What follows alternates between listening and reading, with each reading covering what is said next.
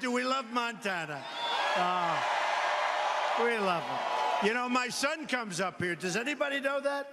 Where are the guys that go hunting with my son? Where the hell is that guy? Where is he? Him? No, he comes up here all the time. I said, what are you doing? He said, I'm going hunting. Where? I'm going to Montana. That sounds pretty good. So I want to thank you very much. And by the way, speaking of hunting, the NRA endorsed me last week. Remember. And we are going to protect your Second Amendment 100%. 100%. And as you know, crooked Hillary Clinton wants to essentially abolish the Second Amendment. That's not going to happen, so just remember that. You see what's going on. Just remember it. So we had a big day today. Today was the day where we hit the 1237, right? 1237. And, you know, you had our president saying he will not be the nominee of his party. Oh, really? He's been right about that like he's right about everything else, which is never. And yet a lot of the pundits, you see the guys back here, the people back here, some of the most dishonest people in the world, but most of them said, and they said very strongly, he will never be the nominee. I could name them, but I don't want to embarrass them. They're actually nice people. I don't want to embarrass them. He will never, ever be the nominee. And in fact, they used to say even worse. 10 months ago, they'd say, oh, he's not going to run. No, he's just having a good time. I am having a good time, but you know, I could be doing other things right now, okay? Right? No, we're having a good time. You know, we're having a good time because we know what's going to happen. We're going to make America great again, okay? Make America great again.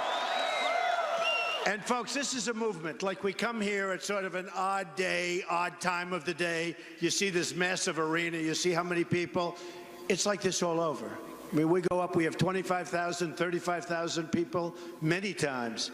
And it's like this all the time because it's a movement, and it's a movement to make America great again, but it's a movement. We want smart leadership. We want tough leadership. We want to go America first. America first. We owe $19 trillion. It's going to be $21 trillion very soon because of the budget, the famous omnibus budget. And so we're going to be at $21 trillion, and we have to be smart. And we have to be very vigilant. You look at what's coming into the country. They're sending people in. There's no papers. There's no documentation coming into your community, coming into many communities. And we have all big hearts. I have the biggest heart. I have as big a heart as anybody. When you have the Syrian refugees and you look at what's going on with the migration, you have the Syrian refugees, and they're pouring into this country. They're pouring in all over Europe. Europe has this tremendous problems, and that's their problem, okay? We don't need to have any more problems. We have enough. So what's going to happen, and what is happening, and I predicted this. Remember, they said only 3,000. We're taking 3,000. And I said, all right, 3,000. Then it was 10,000. Then it was 25,000. Then it was 56,000. It's getting bigger and bigger, and we have no idea where they're coming from. We don't know. We don't see passports, although you will soon see passports because, as you know, ISIS stole the passport machines, the best machines. They took them. So now they're going to make passports. And you see cell phones, right? The migration, and everyone's on a cell phone. And you say, what the hell's going on? How do they have cell phones? And some of them have the ISIS flag on the cell phone. And more importantly, who pays the bills? Who's paying the cell phone bills? They're in the migration. Who's paying the cell phone bills? So we have to be smart, and we want to build safe zones, and we want to have those safe zones be built really well, and they should be built in Syria. And frankly, we have to get the Gulf states to pay for it. They have nothing but money. I know so well. I know most of them, believe me. They have unbelievable money, and we're going to get them to fund it, and we're going to lead it, and we're going to take care of people, and we have to take care. But we can't allow people to come into the country that we don't know who they are, we don't know where they come from, and we'll have problems like you've never seen. Can't do it. We can't do it, and we're not going to do it. And you know, when I announced, and I announced very strongly on June 16th, not so long ago, and I came in, and honestly, most people, and some were great, but most people said, it's not going to happen, he's not going to run. A couple said, which was very insulting, and if he runs, he's not going to do well. Thank you very much, folks, I appreciate it. Thank you, Carl. But, oh, we've done, have I done a good job, folks? Have I done a good job in all four? I mean, we've done pretty. We've done pretty. And so we had 17 people all together, and I heard Charles Krauthammer say, this is before I joined, because they wanted me to renew The Apprentice, and Steve Burke of Comcast came up to my office, we want you to renew. I said, Steve, I don't want to do it because I'm going to run. He said, no, no, no, you got to renew. And they actually announced they were going to renew, which caused me a lot of problems because I'm telling people I'm going to run, and NBC announced they're going to renew with Donald Trump. So we chose Arnold Schwarzenegger to take my place. How's Arnold going to do? Good. He's no Trump, but that's okay, right? Right? Now, Arnold's going to do fine. And so, you know, that was sort of the first, because you give it up. It's really a lot. It's a lot of money. No matter if you're rich or not rich, it's a lot of money. And it's very prestigious, primetime television. I've been 14 seasons. So I realized when I did that, you know, you're giving up something big. And then on June 16th, I'm coming down that famous escalator ride with Melania. And I made a speech. I actually handed out a speech. And I never liked when I handed it out, so I went free form. Now today in North Dakota, we gave a speech on energy. Did anybody see it? That was not so free form. And I actually got good reviews on that speech. But today, and we had a fantastic crowd. The great Harold Hamm was there, and I think he's here. Where's Harold? Where is Harold? The legendary Harold Hamm. Biggest oil man in the country. Knows more about energy than all of them, but where the hell is Harold? Where is he? There he is. There he is. Oh, he's got a lot of money. He's got money. Tell you what he's got a lot of smarts. But Harold was with me, and I didn't know you were coming up here. The one thing I knew, he has no problems with transportation, Harold. Is that right? But he's an incredible guy. He employs tens of thousands of people. Some in this area, many in this area, and those are the people that make it all work. So I want to thank Harold Hamm, and he's been so incredible and so instrumental because he knows more about energy in his finger than these other people and, frankly, consultants and others that tell you they know and the politicians know from studying it all their lives. You know, Coach Barry Switzer's around here someplace. Where's Barry? Where the hell is Barry? You know, Barry won a Super Bowl. He won a national championship. Where's Barry? Can I tell him the story about Barry? Can I tell him what you said about Harold? Can I tell him? So Barry came up to my office, and Harold called, and they're like best friends. And Barry said, you know, Mr. Trump, this guy Harold Hamm, companies go out, they spend hundreds of millions of dollars looking for oil. They have the best people, they have the best equipment, they have the best machinery. And this Harold Hamm, my friend, he takes a straw, he puts it into the ground, and oil pours out. It's true. So that was from Barry, but it's true. So those are the guys you want to listen to when it comes to energy, when it comes to all forms of energy, not just the oil and gas, but when it comes to all forms. And so it's an honor that you've been with me twice today, both of you guys, and it's really an honor. And we had Lou Holtz here today. Lou Holtz was great. And boy, how good was you know, we really put it away when Bobby Knight, 900 wins, right? Bobby Knight in Indiana. And he called me like a year before I ran. He said, you know what, Mr. Trump, I don't know you, I've never met you, but you should run. You're the only one that's going to turn this thing around. You should run. I said, Bobby, I haven't made my mind up yet. He said, you should run. You would be a great president. I said, that's really an honor coming from you. I actually checked. It was actually Bobby. I said, Bobby, do me a favor, give me a number. If I run, I'm going to call you. He said, absolutely. So I take his number. So now I start winning a lot, and the system's all rigged. Look at Bernie Sanders. It's rigged. He wins all the time, and he's getting creamed, right? No, it's a rigged system. Think Bernie's a happy man? I don't think so. I don't think so. But it's a rigged system, and the Republican system's rigged too, except if you win by a lot. And I started winning big. I won New Hampshire, right? I won South Carolina. I won Massachusetts. That's because Tom Brady likes me. Tom Brady likes me. Hey, Coach, I'll tell you what, Tom Brady really likes me. You'd like to have Tom Brady on your teams, right? But that helped. I got almost 50% in Massachusetts. Everybody said, with 9 people running. 50% with 9 people. How about these guys? You'll have like 9 people running, you get 49.2%, and they say, he didn't break 50. How the hell can you break 50 when you have all these people? But won Massachusetts big. Then we won the whole South, Alabama, Arkansas. We won Kentucky. Then we went down to Florida. We won Florida in a landslide. We won, like, it was amazing. It was amazing. And I said the only way, we started winning bigger and bigger and bigger in landslides. And while the system is set up that outsiders like all of us can't get in, you got to knock them out, like the boxers say, right? You go to somebody's home territory, and I know many of the boxers. I like the boxers, right? They have the greatest expressions, to me, sports expressions, but boxing in particular. You know, it's brutal. And I said to one of the guys, Champ, what are you doing going to his home territory? You'll get a bad decision. He goes, no, Mr. Trump, I'm going to knock him out. Because when I knock him out, there's nothing they can do. And he did. He did. And that's what we did. And Bernie is unable to knock her out, unfortunately. And unfortunately for her, she can't do much about him. In other words, they got a mess on their hands, folks. And who would have thought this wasn't supposed to happen?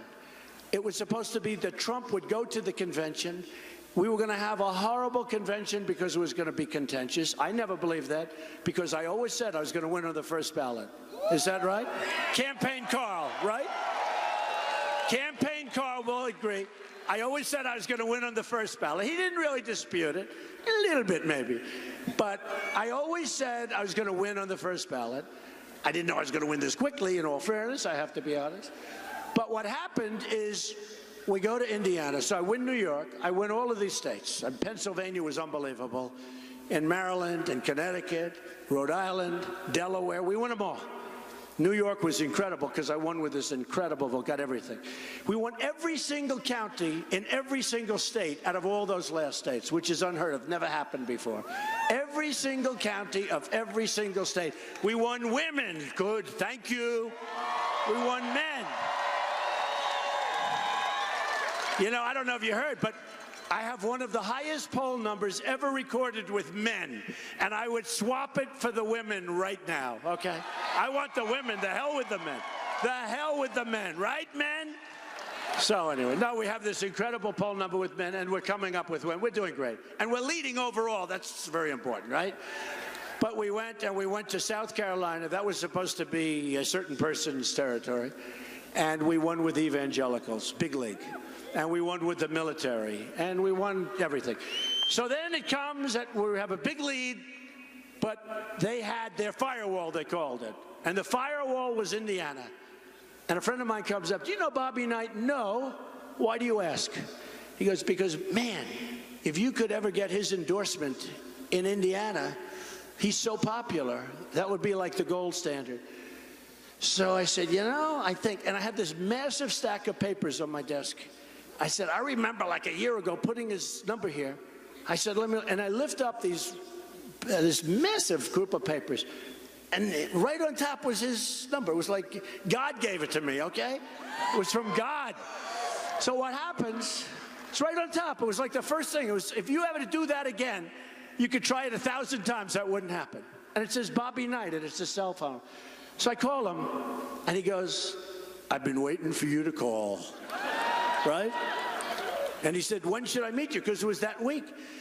And we went to Indiana, and we had a stadium bigger than this. And it was packed. And I let people know that Bobby was going to be there.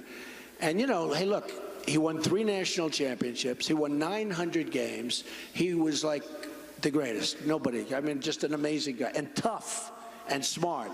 He had the last undefeated season in college basketball, which is hard to believe. I actually said, Bobby, why is it? I mean, you know, it's a long time ago. Why is he? He says, well, you know, basketball's funny. You can have these great shooters, but if they have an off night, you can lose a game. So it's hard when you win like 38, you have 38 games or 35 games. One bad night for a couple of guys, all of a sudden you lose.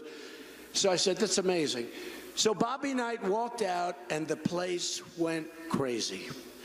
And then all of a sudden the votes come in, and what turned out to be a firewall was a firewall for me. We won in a landslide. It's one of those things. We won Indiana. So that was pretty much it. And then everybody dropped out, and now we've been waiting.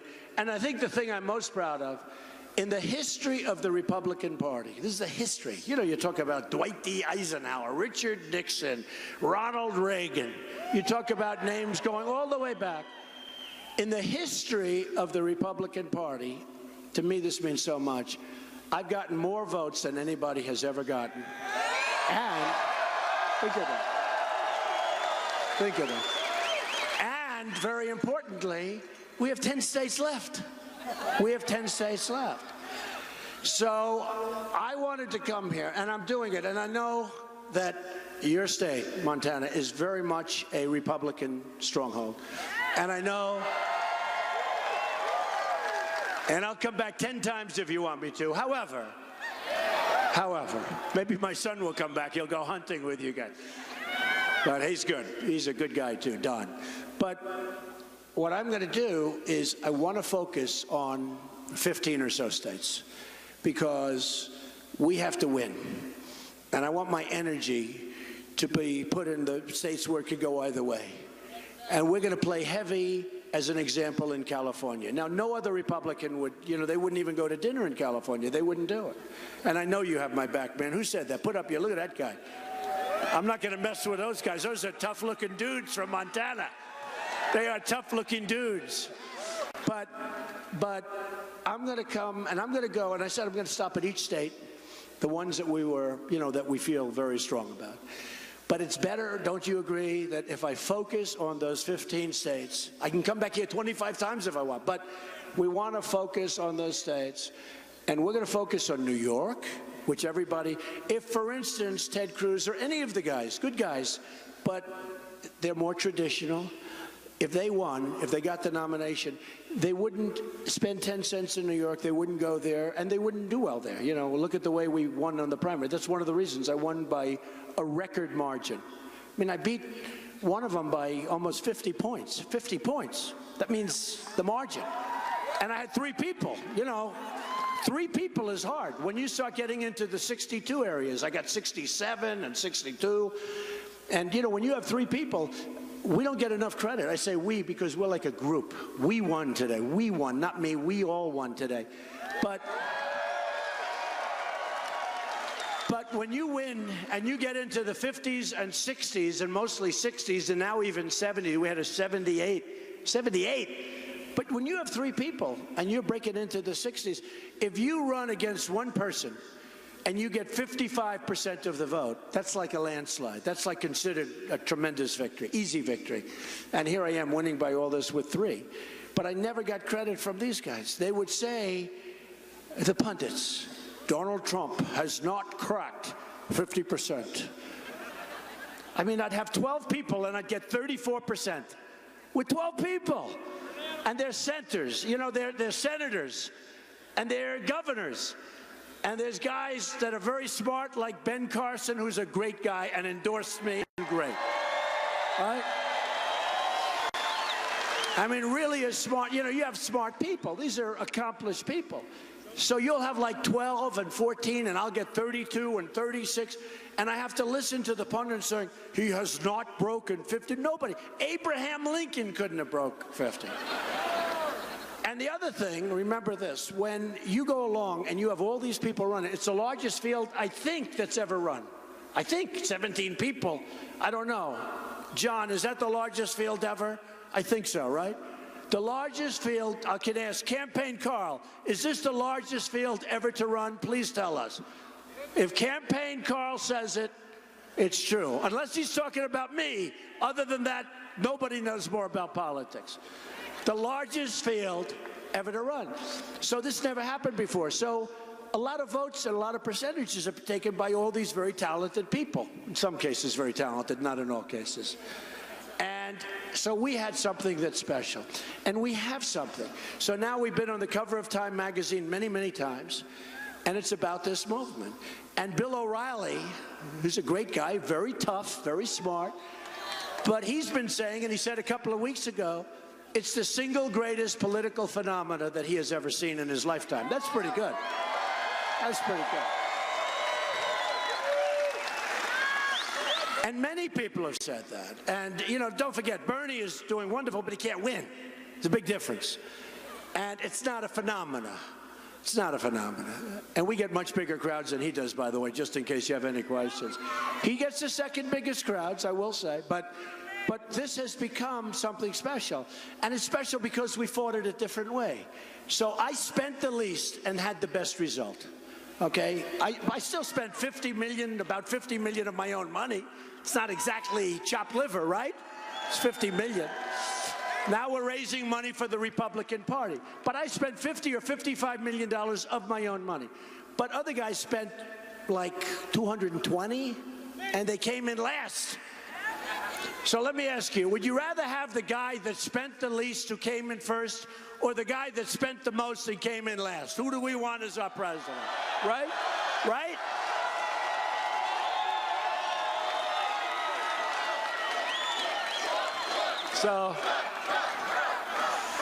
So we've got a lot of things going. But let me just tell you from your standpoint in particular, because you're so much into the Second Amendment, so much into other things, and it's a little bit different. We're going to have great security. We're going to have great borders. We're going to have the wall and all of that.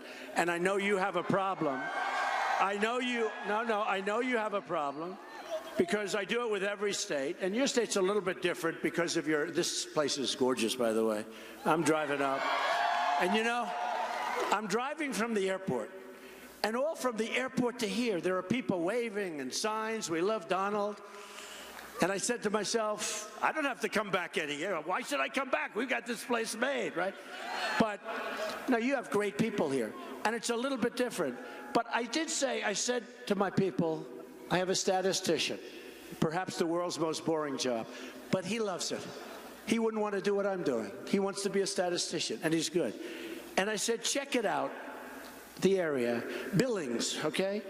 Since Bill Clinton signed an agreement to put China in the World Trade Organization, which, by the way, was a disaster, Montana has lost more than 1 in 8 manufacturing jobs. Hillary Clinton, sometimes referred to as Crooked Hillary,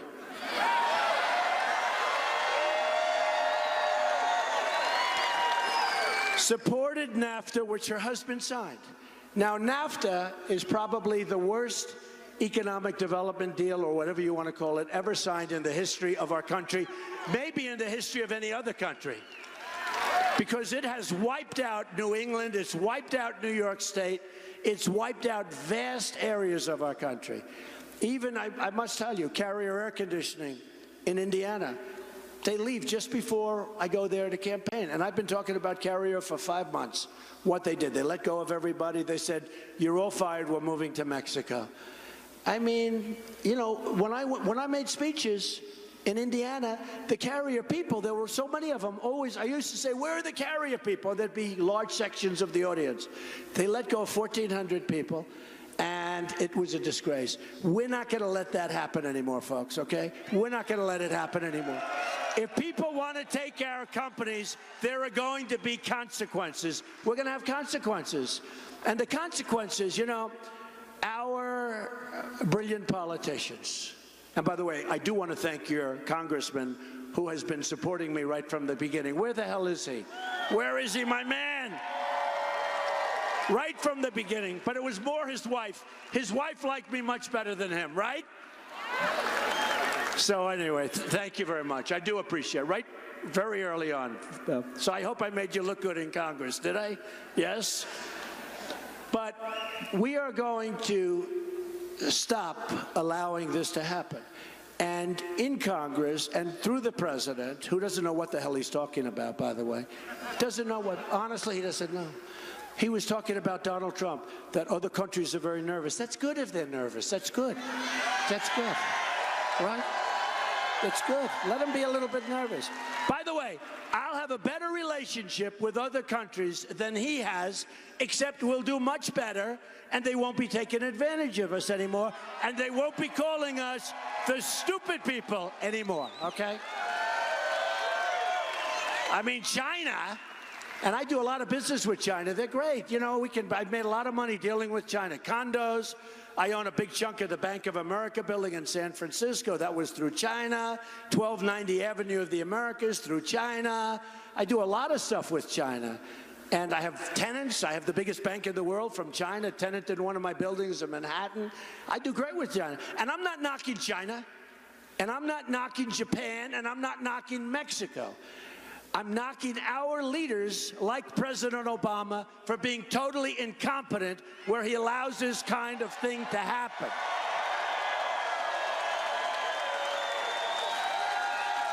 So we're going to stop it. And here's the consequence. I'll do it quickly. But the consequence is when they make a product and they want to leave Indiana, or in the case of Nabisco, Chicago, where they had a big plant, they're closing the plant, firing everybody. They're moving. They're going to make Oreos now in Mexico. I don't think so. I don't think so. I don't think so. We're not eating any more Oreos, right, fellas? No more. So, and Ford Motor, they're building these massive plants in Mexico, and they're letting people go in Michigan. And by the way, I'm going to win Michigan, and normally a Republican would not go to campaign there. And I'm going to win just like I did in the primaries. I'm going to win Michigan by a lot, because I've been talking about Michigan for 5 years, what's happening up there with the horror show, where they're closing their factories. They're building cars in Mexico. Mexico is going to be soon the car capital of the world, okay? And you know what? Here's the story. Consequences. They want to build a car, a truck, or parts. They want to sell it through the border, which will now be a very, very strong, powerful border. Okay? No more Swiss cheese, folks. No more Swiss cheese. They want to sell this stuff through the border. They're going to pay a very big tax. It's going to be like 35%. But here's what happens. If they know they're going to pay that tax before they move, they're not moving. They're not going to move. If I went to, as an example, it's probably not too late in this case, but if I went to Carrier Air Conditioning, I said, fellas, would like you to stay. Well, I'm sorry. We're not staying. Okay, that's all right. Here's the story. If you move to Mexico, we wish you a lot of luck. But if you move to Mexico, every air conditioning unit that you make that crosses that border, you're going to pay a 35% tax on that unit. Okay? And you know what they're going to say? Sure as you're standing there, we've decided not to move. That's the way it is. They will have decided not to move. So the story is we can do things with this country like you've never, ever seen before. I cut out a couple of articles today. This is one from a newspaper. I can't stand the paper, so I won't tell you which one. I can't stand most of the papers, to be honest. Illegal immigrants get $1,261 more welfare than American families. $5,692 versus $4,431. How stupid are we, okay? How stupid are we? So it's going to all end. It's going to all end. So we're going to build the wall. You have to tell me one thing. Okay? Tell me. Tell me. Build a wall. It's going to be a big wall. It's going to be a beautiful wall.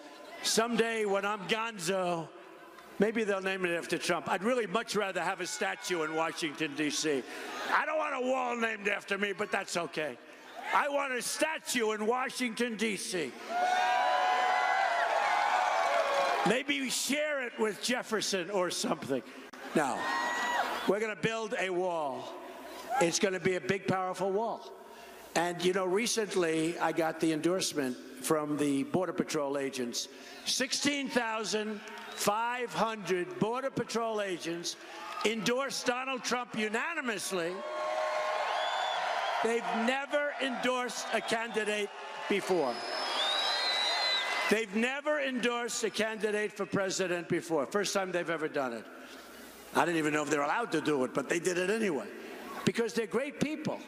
And I was speaking to them, and they called me, and they say, we want to congratulate you, 6,500, 16,500. And I said, so let me ask you this. You have the possibility of a wall. How important is the wall? They said, Mr. Trump, it is so totally important. I just wanted to hear that anyway. I knew the answer. But who knows better than these people? These are incredible people. And it would have been easier if they just do the job the way they're doing it right now. They're told to stand back, let people walk right in front of them. They have the equipment. These are strong, good people. They want to see the right thing happen. They want to see. And by the way, we want people to come into our country, but we want them to come in legally. They have to come in legally, right? So they told me, they said, Mr. Trump, it's absolutely necessary. We need it. And they actually said it interestingly. It's another tool, and by far the most important tool that we have to stop illegal immigration and to stop drugs. So I'm looking at your thing, and I'm looking at Billings, and I'm looking at Montana, and the labor force in Billings today is smaller than it was in '06 by quite a bit. In Billings, this is not a good one. Homicides have increased by 50%. What the hell's going on here? What's going on? And assault on officers, that's your police. Do we love our police? Right? They are really mistreated. These are great people. You know, you have thousands and thousands of positive incidents, and then you have one negative where it's rogue or somebody makes a mistake or something bad happens, and that's on the news forever. It's on the news forever. We got to stick up for our police. These are incredible people. We have to stick up for our police. Remember that. And I do think I've gotten every single endorsement from our New England police, everybody, massive sections of the country, they've endorsed me, law enforcement, because we're going to stop things from happening, bad things from happening. But I was a little surprised to see this. So in Billings, homicides have increased by 50%. Assault on officers has increased by 25%. The Billings police chief recently said, with most of the crime we see here, the common denominator is always methamphetamines, right? Right? That's bad. According to the Department of Justice, methamphetamine seizures have increased along the southwest border. Surprise, surprise. So, you know, that's a pretty sad number. So it's coming in through the border, and as far up as you are, you have the border, and the stuff is pouring in. You know, when I won New Hampshire, they said they have a huge problem with heroin. And I said to them, I have no idea. I wasn't supposed to win. Jeb Bush was supposed to win. And I went to New Hampshire, I made speeches, I was with the people, and it was my first victory, so it was very special. New Hampshire's special to me. It was my first victory. And I told the people, I'd go and I'd see these beautiful streams, little like this. It's such a beautiful area. Beautiful trees and roads and little country roads, and the people are incredible people. And I'd go into a meeting and I'd be with hundreds of people, because it was different. We had these very intimate, small groups of people, except when I made a speech. Then we had these massive crowds that were going outside of the schools. But we'd have meetings, and I'd say, what's your biggest problem? And they'd say, heroin. I'd say, heroin? It doesn't work with this community. How can it be heroin? It's a massive problem in New Hampshire. It's a massive problem all over New England. It's a massive problem here. It's a massive problem everywhere. And most of it comes right through that southern border. It's coming right through the border. And we're going to stop it, folks, okay? We're going to stop it. It's poisoning your kids. It's poisoning more than your kids. It's poisoning, in some cases, you. And we're going to stop it. And we're going to work to get the people that are hooked off. I mean, we got to help them. It's hard. But we have people that are hooked, and we're going to get them off. And we're going to make that border so strong, but we're going to make it very, very open for people that want to come in legally. Now, listen, there's a couple of things. Probably, other than security, security is always number one, always, right? Our military, we're going to make it bigger, better, stronger than ever before. I didn't want to be in the war in Iraq. We should have never been there. It destabilized the whole Middle East. It's a total mess. I said it for many, many years, right at the beginning, by the way. You know, they like to say, well, I think maybe he wasn't. Believe me, you go back 2004, look at the articles. We should have never been there. then Obama got us out in the worst way possible. How about when he announces the date that we're leaving? And the enemy's saying, he doesn't mean that. Nobody can be that stupid to give us the date. So they didn't believe it. And then the date came and he was serious. This guy is some piece of work, I'll tell you what. I'll tell you what. He is the single best thing to ever happen to Jimmy Carter. Because a lot of people are no longer looking at Jimmy Carter as our worst president. But he is the single best thing ever to happen to Jimmy Carter. So let me just tell you, so we're going to make a lot of decisions, and we're going to make a lot of right decisions, and smart decisions, and America First decisions, deals.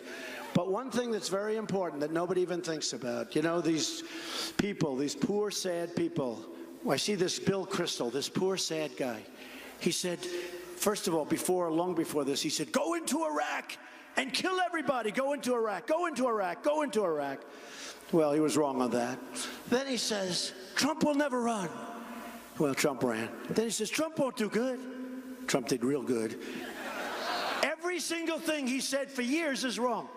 In fact, I even asked the shows, how can you allow this moron to be on the shows? Why would he be?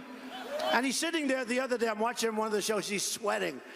So what are you going to do? Now Trump looks like he's going to get it. And by the way, today I got it, right?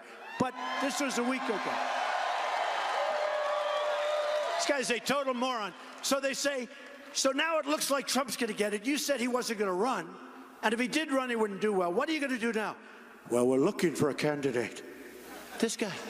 So he tried for 6 months to find a candidate, was unable to do so. And the other day, like a week ago, we're looking for a candidate. Where do they find these people? Where do they find them? And here's the problem. If he ever did find a candidate, and you know, the path for a Republican is much tougher than the path for the presidency for a Democrat. You know that, right? Hello, darling. Thank you. So the path, she's going to vote for Trump. Are you voting for Trump? Good. Thank you. Thank you. So the path is a much different path. It's much more difficult. If we don't win every single state, we lose with the Electoral College the way it's set up. Now, again, I'm different because I'm going to put states into play like Michigan because I know I'm going to bring back the car industry. But I'm going to, nobody else can do that. Nobody else. Hillary doesn't, she doesn't even know. She doesn't know what she's talking about. So I'm going to bring back the car industry. Nobody else can do that. I'm going to do things, but I think we're going to win Michigan, just like I did in the primaries by a massive number. But what's happening is, if you look, it's a very tough path to get to the presidency if you're a Republican. Much tougher than if you're a Democrat. With all of that being said, I put 15 states potentially into play. They put 3 or 4 states. If they lose any of them, when I say they, and I say it respectfully, a traditional Republican, even a very conservative Republican like a Ted Cruz, had he won, he's got to get Pennsylvania, he's got to get Florida, he's got to get Ohio, he's got to get everything. He's got to get New Mexico. If he loses one little thing, one state, it's over. Whereas the Democrats can sail along, they can lose numerous states and they still get in. Don't let it get you scared. We are going to win. Don't even think about it. Don't even think. But,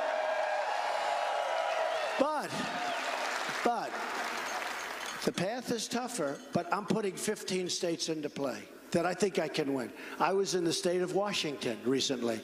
We had record crowds, the biggest crowds they've ever had. I was in other states. I won't even tell you. Let them figure out what they are. But I was in other states that traditionally no Republican would waste their time in. They wouldn't go to dinner there. They wouldn't spend 10 cents on an ad because there's no way they could win. I think I can win various states that people aren't even thinking about. So we'll find out. I'll let you know around the middle of November how we do, right? I'll let you know. But the one thing that nobody talks about is Supreme Court justices. So when the morons like Bill Kristol or poor Mitt Romney, who failed so badly, he failed. I feel badly for him. I actually feel sorry for this guy. He failed so badly, and he should be, you know, I raised like $1 million. I made calls for him and everything. Of course, I was pretty rough about him not going in the race. I did say he's a choke artist. Don't do it. You're going to lose again. Because honestly, beating Obama, who was a failed president 4 years ago, in my opinion, is easier than the race we have coming up today, okay? It's easier. You saw what they did in Virginia. They allowed 200,000 people that in some cases were seriously, these were serious criminals. They're trying to get them to be able to vote. And a lot of other things have happened. You talk about a rigged system. I think we'll win Virginia. I have a lot of property in Virginia. I have thousands of employees in Virginia. I think we're going to win in Virginia. I think we're going to win in Florida, big league in Florida. We're going to do great. I won Florida by a massive number, almost 20 points, which was shocking. People couldn't believe it. Florida, to show you how the system's rigged. So in Florida, they heard Trump is running. And they had Jeb Bush and they had Marco. And they said, well, we want the establishment guy to win. So what they did is they say, winner take all. It's a winner take all state. They changed it. Winner take all. And even I said, oh, man, I'm running against the governor that was there for 8 years. I'm running against the current United States senator. And it's winner take all. What was that? Did somebody throw a hat?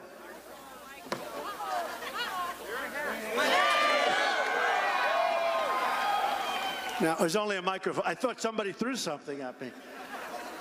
I was saying, is that Jeb? This fell off. Who wants water? Anybody want some water? Here you go. Okay, enjoy it. Trump water, very good water. Even better than Montana water. Probably comes from Montana, so don't worry about it. So anyway, it's winner take all. And I said, that's not really fair. Winner take all is bad news. I don't want winner take all.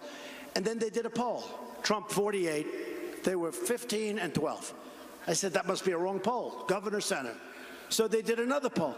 And then they saw, I'm going to win in like a landslide. And they tried to change it back, but we wouldn't let them. And we won all 99 delegates in the state of Florida. Pretty good, right? So sometimes the system is rigged. But sometimes, because we're dealing with some pretty strange people, sometimes it works out to your advantage. So let me just tell you, just in closing, we have to win. Because if we don't win, number one, you're not going to have your Second Amendment anymore. It's going to be so watered down, it's going to be the same thing. They're talking about bullets. They're talking about magazines. They're talking about things that you wouldn't even think about. But here's what we're going to do. I submitted a list of 11 judges approved by Federalist Society, looked over by Heritage. We've gotten rave reviews on these judges. And I'm going to pick one of these judges, or somebody very close. And I'm going to actually add a few more to it, because I hear there are some excellent extra, people that are great. So we're going to have 14, 15 judges that are phenomenal, that believe in all of the things we believe in, and very, very strong on the Second Amendment. They're pro-life. They're strong on the Second Amendment. They're highly, highly vetted. Highly vetted. And anybody? No, I want to give it to a woman. Woman, you were the one. Where's that woman? You. All right, give it to her. She was so good. So I never had, it actually fell on my foot and it felt like heavy. That's the heaviest hat I've ever. That means it was made in America. It's high quality. It is actually made in America. So if we don't win, you're going to have potentially 5 judges. You're going to have a minimum of 3 during this term. This is an unusual term because it could be a record in 4 years for the number of Supreme Court justices you're going to pick. So it could very well be. I mean, it's going to be incredible, the numbers. I like that. I like that. Look at that, people. Look at that. Look at that. I'm not sure if the people standing behind you like it, but we like it, right? So what happens is the Supreme Court justices outside of security, and the economy is very important, but the economy isn't even as important as this. Because if they put the judges that a crooked Hillary Clinton will put onto the Supreme Court, your country will never be the same, will probably never recover, and if it does recover, it will be in 100 years from now. That's how serious it is. So when these dopey, foolish, stupid people keep talking about a third party, just because they don't like me. We had tough wars. I mean, Jeb signed an agreement, and I like Jeb, he's fine. But he signed an agreement, and they all wanted me to sign it. I'm saying, no, but then eventually I signed it. I live by it, right? It's called a pledge. You got a pledge. You make a pledge. When you make a deal, you make a deal. And we had a rough primary. These guys said it's the roughest primary they've ever seen. And it was nasty, and I had to be nasty. My wife said, why can't you be nicer to people? I said, because I like winning. Is that okay? I like winning. It's true. Nice to win. It's nice to win. If we don't win, you're going to have as many as 5. Hard to believe. Look at Scalia. He was great. Nobody thought he was going to. We looked at him. He's going to be there for 10 or 15 years. He was there. He's the template. He's the guy you most want to get somebody like that. But you look at that. Thank you, darling. You look at that. If we lose, you're going to have 3 at a minimum. Could be 4, it could be 5 judges. The court will never, ever come back. Whether it's, and I'm not even talking about 1 issue or 2 issues. I'm talking about many issues. We will become Venezuela. We will become, and you see what's happening in Venezuela. So everybody has to go out. Everybody has to do their best. Everybody has to make sure we get elected. So now we're the nominee. Now we're the nominee. We're going to have a great convention. We're going to have a great convention. There was some talk about possibly moving the convention site from Cleveland to another city. I said, no way you're moving it. No way. They were thinking about moving it to another city. Nice, glamorous, beautiful state, everything. I said, no, you're not going to move it. I said, we're going to win. We're going to be in Cleveland. We're going to love Cleveland. We're going to win the state of Ohio. And Ohio is going to remember that I stuck up for Cleveland. I think they're going to remember that. They're going to remember it big league. And we're going to have a great time in Cleveland. And we're going to have great unification. And already, everyone's coming out. The congressman was telling me just before, they're all coming out in favor. And we're up to now 91 or 92%. And it's a beautiful thing. But remember this. When you vote for me, you're voting for not only the best security, not only the best borders, the best trade deals. I have Carl Icahn. I have all the great businessmen are all supporting me. I mean, I have the greatest businessmen in the world. We don't use them to negotiate our deals with China, with Mexico, with Japan, with Vietnam, with all these countries that rip us. We don't use them. We use political hacks. We use lightweights. And they're using their smartest people. And ours are better than theirs, but we have to use our best. But with all of that being said, we have to save the Supreme Court. So I want to thank the state of Montana. I want to thank Billings for this incredible outpouring. I want to thank you. And, we have a country, and remember this, we have a country that doesn't win anymore. We don't even win. I walk down. See, here's my notes. Look, that's my notes. Don't you like it when somebody doesn't use a teleprompter, right? Right? Here's my notes. Who else makes a speech to a crowd like this with this? But I do it from the heart. A friend of mine who's very successful said, how do you do this? He's really one of the most successful people. And he came with me to Dallas. We had 21,000 people in the Mavericks arena. And he said, how the hell do you speak? I said, honestly, it's easy, because there's such love in the room. All the rooms. We're all the same. There's such love in the rooms. But we don't win anymore. Take a look at the TSA. Look at our airports, where people are waiting in line for 4 and 5 hours to get to a plane. And then they get checked in and the plane is gone. We don't know what the hell we're doing. We have no abilities. We have no management. We have no leadership at the top. That's the problem. So we're going to change it. So we don't win anymore, folks. But if you elect me, we're going to win. We're going to win so much. We're going to win with our military. We're going to win on trade. We're going to win at the border. We're going to win so much. You are going to get so sick and tired of winning. You're going to come to me and say, please, please, we can't win anymore. You've heard this one, right? You can't win. Please, Mr. President. We beg you, sir, we don't want to win anymore. It's too much. It's not fair to everybody else. And I'm going to say, I'm sorry, but we're going to keep winning, winning, winning, and we're going to make America great again. Thank you, everybody. Thank you, Montana. Thank you, Billings. Thank you, everybody. Thank you.